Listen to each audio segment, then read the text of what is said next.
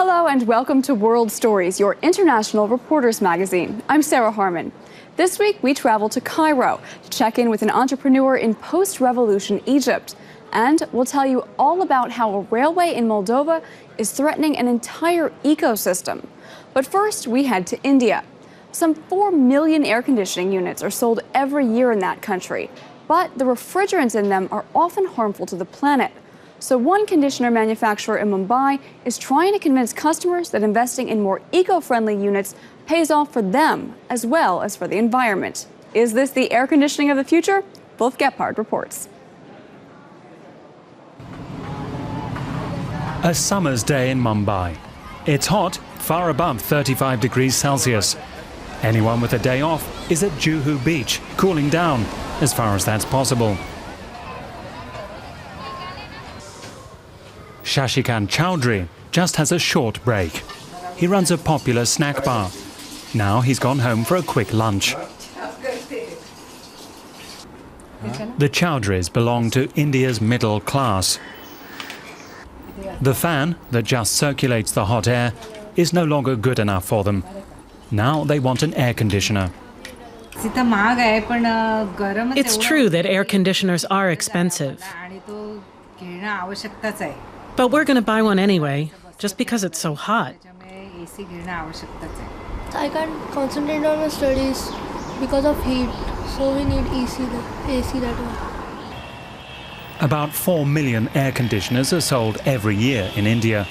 The refrigerants in them are extremely bad for the climate, like in most air conditioning units worldwide.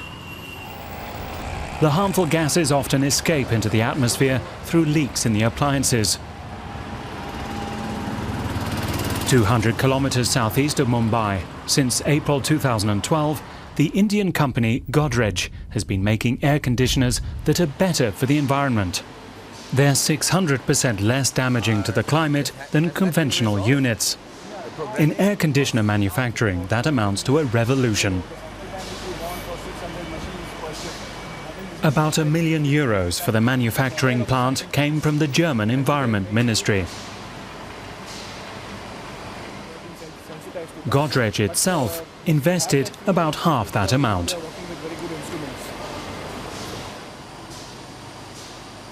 The carbon emissions the consumer saves with this unit are equivalent to the entire amount of carbon emitted by your average German car in a year. There's a disadvantage.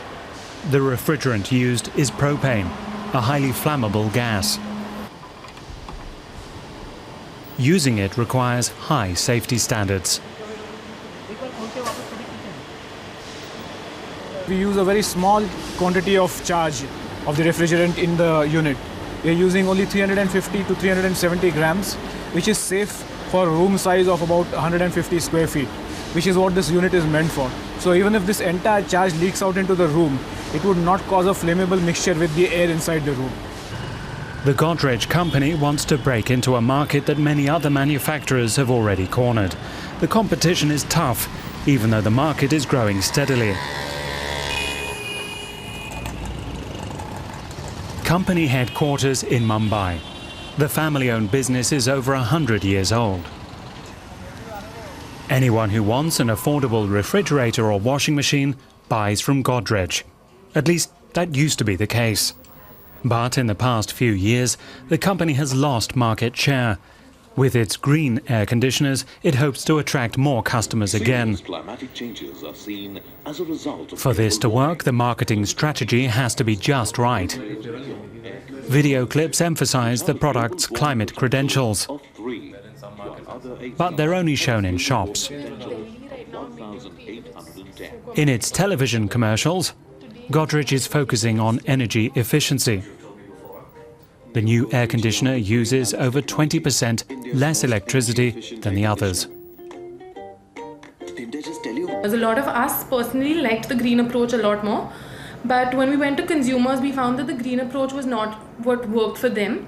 Primarily, they were looking for energy efficiency and value for money for themselves, and if they were getting that and green was additional to that, then that was great. The Chowdhuries did some comparison shopping. But in the end, they opted for the Godrej product, even though it cost about 10% more than the competition. They explained how it works. You only have to fill it once. The electricity costs are lower, and it's environmentally friendly as well. This unit has just come out. I've only sold 2 in 2 weeks, but I think it will establish itself on the market. A strategy meeting at Godrej. Markus Wuppier from the German Agency for International Cooperation, the GIZ, explains what's required to get a German eco-label, a good selling point on the Indian market. In principle, this product actually would also help the European market to reduce greenhouse gas emissions. We would like to go into other international markets, obviously, but establish ourselves, establish the technology well, make sure that all the safety requirements are taken care of, then obviously go forward with it. In neighboring countries, it will probably be relatively easy to get established. But if they want to break into the European market, they'll have to fulfill slightly higher standards. But first, their target is the Indian market. The Chowdhuries are proud owners of one of the 1,000-odd climate-friendly units sold so far. The installers have been specially trained by Godrej to make sure not an iota of flammable propane can escape.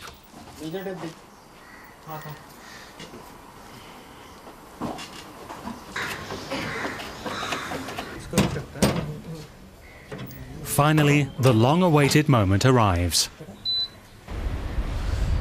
And Shashikant Chowdhury thinks it's just cool. The environment is also a concern in southern Moldova. There, the Lower Prut floodplain is home to such rich biodiversity that it prompted the creation of a national park. But then a railway was constructed through the region. The promise was to promote economic development, but the local flora and fauna are suffering. What's more, locals say they haven't benefited from the new infrastructure either. Lucia Todt from TRM Moldova has that story.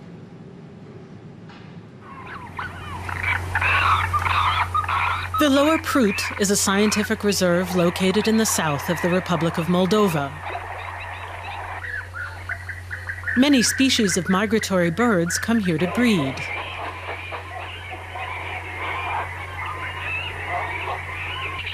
The reserve was created to protect the flora and fauna of the lakes and swamps around the River Prut. In 2007, a railway was built in this area to transport goods to the international port of Giurgiu-Lest. The construction project violates several European conventions designed to protect the ecosystem, which Moldova has ratified. At that time, we were particularly concerned about the fact that this railway was built without taking into account national laws and international conventions. We said it then and repeat today that this embankment was built on marshy ground, so there's no connection to the bedrock. This is not a stable embankment.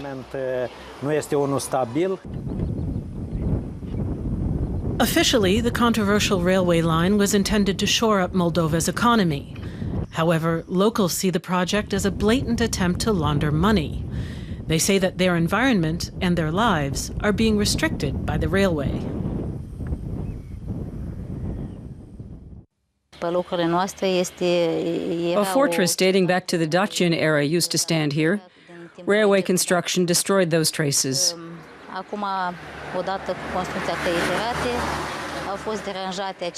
We asked for the government to protect land used for crop rotation and to plant trees in the area.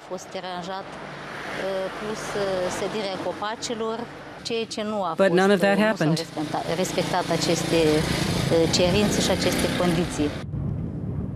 Many plants that are at risk of extinction can still be found in this region. A large number of them are listed in the Red Book, Moldova's endangered species list. The area is also very important for migratory birds. In summer, there are sometimes even pelicans, a threatened species in Europe.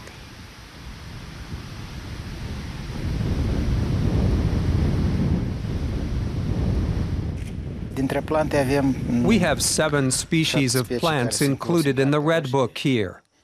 The white water lily, the water arrow, and wild vines, for instance. And we usually have the common pelican that comes from the Danube Delta from June until mid-July. This year, though, there was much less water in Beleu Lake. In some summers, the Beleu Lake loses around half of its fresh water. The railway embankment has only served to exacerbate this harmful phenomenon. If the trend continues, this beautiful landscape could soon look very different. Now to Egypt. The country has been in political upheaval for the past 2.5 years, and all the unrest has been bad news for the economy. The tourism industry has slumped, and the state's finances are crumbling. Now, imagine trying to expand your business amid that turmoil. Wahid Al-Malla from Emerging Stars TV introduces us to a young entrepreneur who is doing just that. And business is booming. Let's meet the man who's bringing fresh bread to Cairo. You can see, smell, even you can hear the crust happening in front of you in the oven. So TBS is all about freshness. This could definitely be called a fresh idea. Opening a chain of shops offering fresh oven-baked bread, a new concept in Egypt. We visit TBS, the bakery shop, and meet one of the founders, Basel Mashour.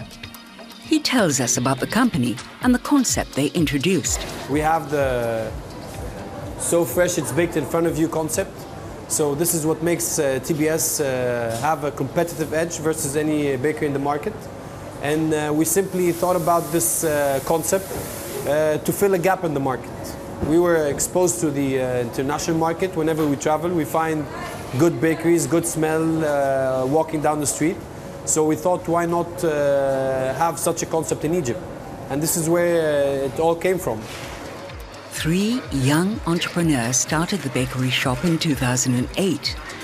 None of them knew anything about baking bread, but they were convinced the Egyptian market was ready for freshly baked products. In the beginning, it was a sideline next to their day jobs. This was pretty hectic because I had to go to my working hours from 9 to 5, and then I had to manage everything that had to do with TBS afterwards. So it was a very hectic, but I think this was the safest bet. It was too much risk to drop your current job just for a dream, right? The TBS bakery shop is the flagship of the company. However, in order to grow the business, they started offering a wider range of services. Well, currently the company name is Delicious Bakery. It has 3 revenue streams. One is TBS, the premium brand, with 8 shops. And then we have the shop-in-shop model under the Delicious Bakery name, which is in supermarkets. It's 7 shops. And then we have the B2B line, which we cater to all the cafes and restaurants in Egypt. But growing the business also brings challenges, especially if you want to maintain quality standards in all the shops. The most difficult thing is the consistency, because consistency is the name of the game in our industry. The more we grow and the more we open outlets, it gets more difficult to maintain the quality and the consistency of the product. So how do you deal with it? Well, first of all, centralizing the production was one of the ways to control this consistency problem. Now we have like production manuals where the new employees get like a month or 2 months training to get trained on exactly the shape of the bread where we want. For example, if you can see this loaf or this loaf. When you visit any of the TBS outlets, you'll find the loaf looking exactly the same, because this is what we want. We're a chain, we're getting bigger. So whenever there's a customer going to any of our TBS outlets, he has to find the exact same product. Currently, TBS has 8 shops throughout Egypt. Managing this is time-consuming, but Basil Mashour makes sure he's got enough time available for his family. If an entrepreneur doesn't see his kids, then it's his problem. Because I think you always have to manage your time to balance between your work and your kids. Because what good will it make if you're making money without knowing your kids quite well? So I guess I enjoy my kid every day. Right? I think we are the new generation, especially after the revolution. We are the generation that I think would make a difference in the next years to come. We really depend on ourselves to make this country head for a better future, a brighter future. So, of course, I think we are the generation to come, and it's up to us to shape the future of this country. Basil also makes sure he has time for sports. He used to be a professional water polo player and was part of the 2004 Egyptian Olympic team.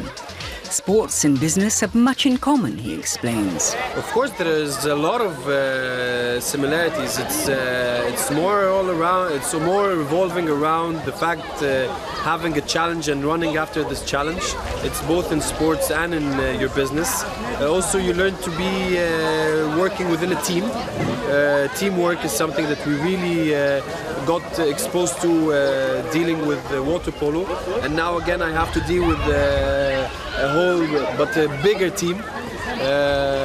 Also discipline is something that you learn in sports, being a member of a big team, and again you have to maintain this in your own business. We return to the bakery, where Basil tells us about the future plans of TBS. In 10 years, I guess we'll be expanding TBS to around 20 shops. Supermarket, we have unlimited expansions. And the B2B, the more concepts opens in Egypt, the more we get more business for TBS. I know where I'll be dropping in for a croissant the next time I'm in Cairo. And speaking of traveling, are you the kind of tourist who'd rather experience local culture and art than party all night on the beach? If so, this next report might be something for you. It comes to us from central Mexico, far off the beaten track. Miriam Cortez from TDT Mexico takes us to a small town with a hidden treasure, one that locals are hoping they can soon open up and share with the rest of the world. Have a look.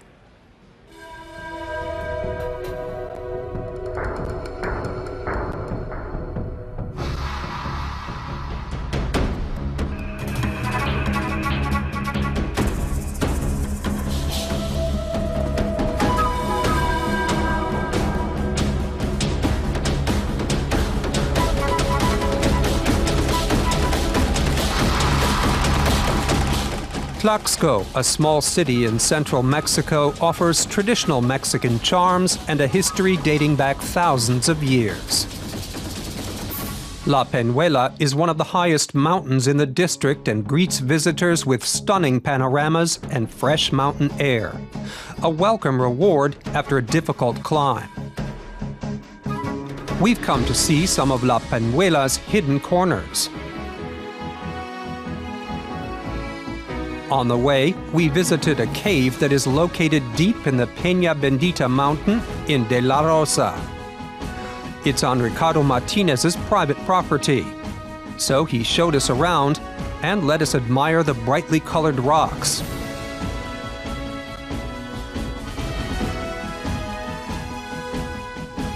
We even saw a few bats. Then we climbed another 300 meters to reach our final destination, a cave adorned with ancient rock paintings created by some of the region's original inhabitants.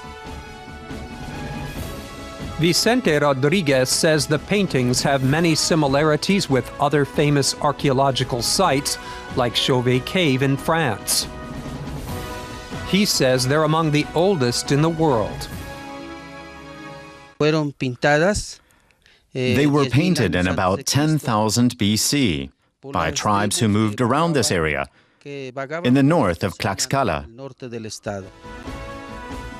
While many of the paintings have faded over the centuries, they still possess invaluable cultural significance.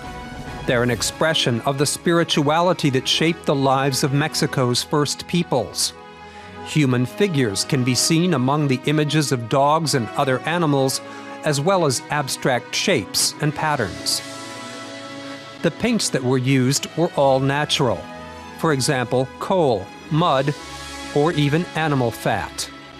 60 pigments have been found in the district of Tlaxco, 39 in La Ciénaga, 8 in La Palma, 12 in Rosario, and 2 in Mesas. The Mexican National Institute of Anthropology and History has cataloged and analyzed the rock paintings. It's calling on Mexican authorities to protect the paintings, which have been damaged over time. The cave's owner, Ricardo Martinez, plans to set up an information stand so that the public will be able to visit these caves in the future.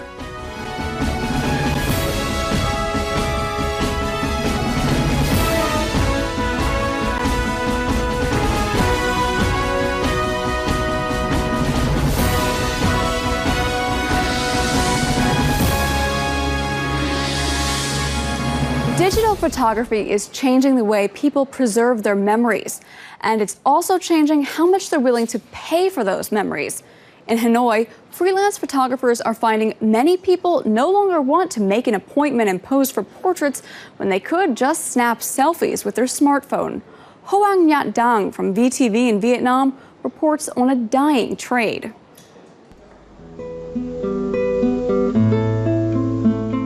Every weekend, 80-year-old freelance photographer Che Win rides to the capital's botanical gardens to work. Some 15 years ago, he would not have been alone. Nowadays, he says it's almost impossible to make a living from freelance photography, as customers willing to pay for professional portraits are dwindling. In the past, there were many freelance photographers here.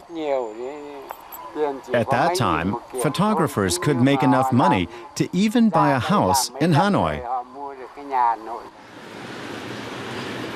These days, people have their own cameras. They're light and easy to use. The digital photography revolution has made Hanoi's freelance photographers almost obsolete. I have a smartphone and a digital camera, so it's easy and convenient to take pictures of my friends and family. Hiring a photographer is very time-consuming because you have to wait for them to print the photos. Digital photography has allowed people to gain better knowledge of the craft and help them develop more discerning tastes. We can decide when we want to take a picture. A freelance photographer can't keep up with us. And besides, the quality of freelance photographers varies quite a bit.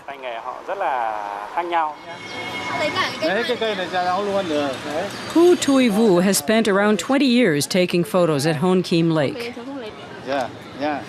He used to take hundreds of pictures for customers. Now he's lucky if he gets a dozen orders. He also runs a photography club with about 25 members. But there used to be twice as many.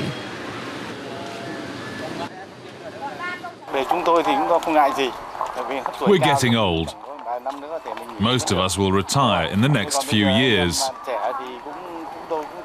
We advise younger photographers to see freelance photography only as a way of making a bit of extra money on top of a full-time job. Most don't know what to do. With so many amateur photographers around these days, Hanoi's freelance street photographers fear they will soon be a thing of the past. That's all for this edition of World Stories from all of us here in Berlin and our partner stations around the world. Thanks for tuning in. To watch this episode and others, head to our website. The address there, dw.de/worldstories. Before we go, check out this week's Picks of the World. Enjoy and see you next time.